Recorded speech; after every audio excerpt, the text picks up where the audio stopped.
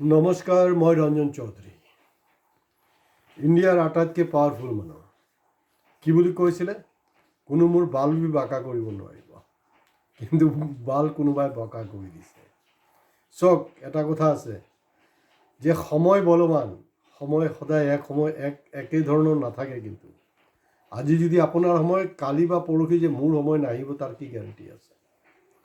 এতিয়া ইণ্ডিয়াৰ আটাইতকৈ ডাঙৰ প্ৰশ্ন যে এই মুহূৰ্তত মামা আৰু মামীৰ কি হ'ব? এইটো ডাঙৰ প্ৰশ্ন সেই মুহূৰ্তত। কাৰণ আপোনালোকে হয়তো গম পায়,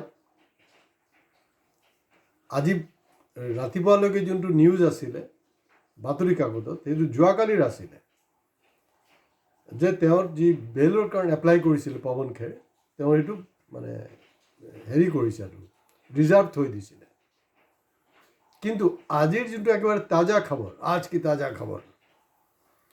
की ताज़ा खबर है कि पवन खेर কিন্তু আলটিমেটলি সুপ্রিম কোর্টে মহামান্য আদালতে কিন্তু তেখেতক মানে দিলে, বেল দিলে দেই।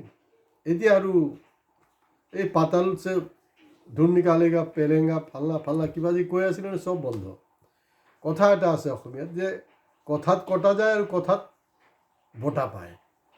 এই গোটেই যে কেছটো আছে নহয়, এই কেছটোত একচুৱেলি তেওঁ টেকনিকেলি কি ভুল কৰিলে হিমন্ত বিশ্ব শৰ্মা ডাঙৰীয়া?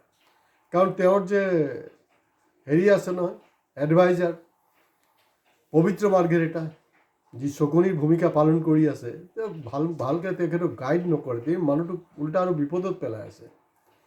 যে যেতিয়া এই কথা বতৰাবিলাক ওলাইছে যে তেওঁৰ এফিডেভিটৰ যি ছাবমিশ্যন আছে, ছাবমিশ্যনৰ লগত এই বস্তুবিলাক মিলা নাই। আপুনি জানে না নাই? যদি ধৰি লওক আপুনি একেবাৰে প্ৰাইম মিনিষ্টাৰ হৈ যাওক, আপুনি ইলেকশ্যনত যোনটো এফিডেভিটত দাখিল কৰিব, তাৰ লগত যদি আপোনাৰ গ্ৰাউণ্ডত সিমিলাৰিটি নাথাকে, আপোনাৰ কিন্তু MLA চিপ বা MP চিপটো গুচি যাব। স্বাভাৱিকতে আপুনি মানে সেই মুখ্যমন্ত্ৰী হওক প্ৰধানমন্ত্ৰী হওক, আপোনাৰ গাদীটো যাব লগা আছে। ইয়াত টেকনিকেলি ভুলটো কি কৰিলে? ভুল সেইটোৱে যে গোটেই অসমৰ যি যন্ত্ৰ, প্ৰশাসন যন্ত্ৰ, গোটেই অসম স্মাৰ্ট পুলিচ, অসমৰ যে ইমান সমস্যা আছে ল এণ্ড অৰ্ডাৰ, গোটেই বস্তু মানে বাদ দি মানে ৰেণিকী ভূঞা শৰ্মা ডাঙৰীয়ানীৰ প্ৰটেকশ্যনৰ কাৰণে ওলাই গ'ল। আৰু এইটো পূৰা জঁপিয়াই পৰিছে। এইটো চবে দেখা পাই আছে যে কি হৈছে কামটো। কাৰণ অসম পুলিচখন কাৰণে নহয়তো, মানে মুখ্যমন্ত্ৰীৰ পত্নীৰ কাৰণে নহয়, অসম পুলিচ গোটেই অসমবাসীৰ কাৰণে হয়। আৰু এই সময় হয় গুৱাহাটী হাইকোৰ্টে সেইটো দিয়া নাই, সেইটো বেলেগ কথা, মোক ক'বলৈ একো নাই। আৰু কাৰণ সেইটো গুৱাহাটী হাইকোৰ্টৰ যি অধিবক্তা তেখেতে কি কি কৈছে এইবিলাকো আপোনালোকে অলপ মনত পেলাওক। কিবা আচৰিত লাগিছে, যেনেকৈ মানে নিজৰ ফেমিলি কিবা কথা বতৰা, family problem. No, this a question of law of land. ইয়াত বেলেগ কথা পাতি লাভ নাই। মই মুখ্যমন্ত্ৰী এডভাইজাৰ হোৱা হ'লে মই চিম্পলি তেখেতক ক'লোঁ হয় যে আপুনি অলপ মনে মনে থাকক, আৰু এইটো আইনী এটা বিষয় হয়, এইটো আইনী প্ৰক্ৰিয়াত যাবলৈ দিয়ক। নাই, অমুক কৰি দিম, অমুক তমুক কিবা কিবি ক'লে। আৰু এইবিলাক হৈ গ'ল কি সুপ্ৰিম কোৰ্টৰ কাৰণে ডাঙৰ এটা গ্ৰাউণ্ড অপজিশ্যন পাৰ্টিৰ কাৰণে, কংগ্ৰেছৰ কাৰণে।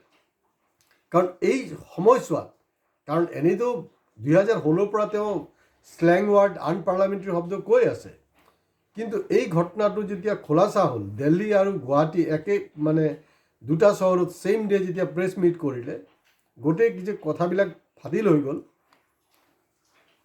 তেতিয়া তেওঁ অলপ সংযত থাকিব লাগিছিল। আৰু পৱন খেৰ যে আছে, পৱন খেৰ এই কোনো এৰাগেৰা মামুলি মানুহ নহয়। কিন্তু পৱন খেৰৰ ওপৰতো কিন্তু পৱন পুত্ৰ হনুমান, গম পাইছে নহয়? হনুমানজীৰ নিশ্চিতভাৱে আশীৰ্বাদ আছে, নহ'লে এইটো সম্ভৱেই নহয়, বহুত জটিল আছিলে।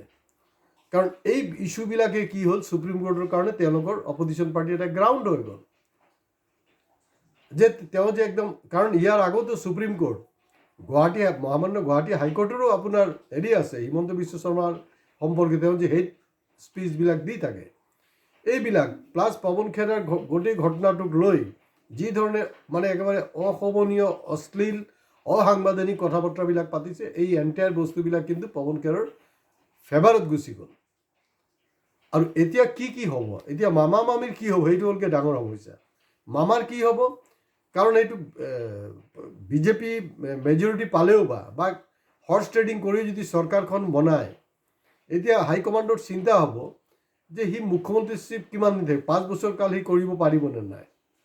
এনেও তেওঁ কৈছিল যে 2021 পিছত বোলে হিমন্ত বিশ্ব শৰ্মা পলিটিক্সে নকৰে, কিন্তু তাৰপিছততো খামুচি মাৰি বহি আছে। আৰু 26তো দেখিছোঁ এই গাদীখন ৰখাৰ কাৰণে যি কৰিব লাগে গোটেইখিনি কৰিছে। এতিয়া তেওঁৰ মুখ্যমন্ত্ৰীশ্বিপটো হয়তো মুখ্যমন্ত্ৰী হৈ যাব, শপত লৈ ল'ব, কিন্তু কিমান দিন তেওঁ মুখ্যমন্ত্ৰী হিচাপে থাকিব সেইটো কিন্তু এই মুহূৰ্তত এটা লাখটকীয়া প্ৰশ্ন। আৰু RSS বিচৰা নাই তেখেত মুখ্যমন্ত্ৰী হিচাপে থাকক বুলি। এইটো RSS সূত্ৰত যিবিলাক কথা বতৰাবিলাক ওলাই আছে, তেখেতৰ কিন্তু মানে ভাল পোৱা নাই তেওঁৰ এক্টিভিটিজ। তাৰপিছত আহিলে আপোনাৰ মামী ৰিণিকীৰ কথাটো আহিলে। ৰিণিকীৰ কি হ'ব? এতিয়া এইটো কৈ দিছে যে পাছপৰ্টটো এইটো ডুপ্লিকেট AI যোগেদি বনাইছে, অমুক কৰিছে তমুক কৰিছে।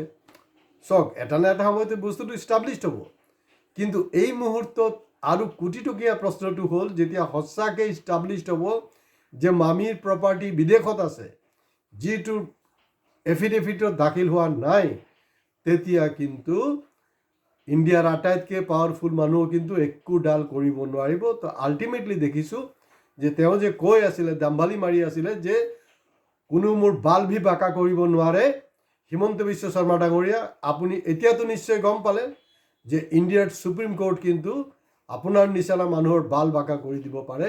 এই কথাটো মনত থ'ব। আমাৰ আইনৰ ওপৰত এতিয়া ভৰসা আছে। জুডিচিয়াৰী ইজ অলৱেজ মানে চেলিউট থাকিবই। ক'ৰবাত কিবা কিবি অলপ 19-20 হৈ যায়, কিন্তু এক্সিকিউটিভে চব সৰ্বা নহয়। আপোনাৰ যি ক্ষমতা এইটো খুব অস্থায়ী হয়। আল্টিমেটলি সুপ্ৰিম কোৰ্টে যোনটো কৰিলে সেইটো এটা এক্সাম্পল হৈ থাকিব। আৰু আমাৰ যে অসমৰ যে ইতিহাস লিখা হ'ব, মুখ্যমন্ত্ৰীবিলাকৰ যি ইতিহাস লিখা হ'ব, এইটো কিন্তু এটা কলা অধ্যায় হিচাপে লিখা থাকিব। ভিডিঅ' ভাল লাগক বেয়া লাগক, ভিডিঅ'টো শ্বেয়াৰ কৰিব, কাৰণ এইটোৰ যোগেদি এটা ৰাজনৈতিক সচেতনতাটো মানুহৰ বৃদ্ধি পাব। লাইক কমেণ্টছ কৰিব, হয় ছাবস্ক্ৰাইব কৰিবলৈ প্লিজ আপোনালোকে নাপাহৰিব। নমস্কাৰ।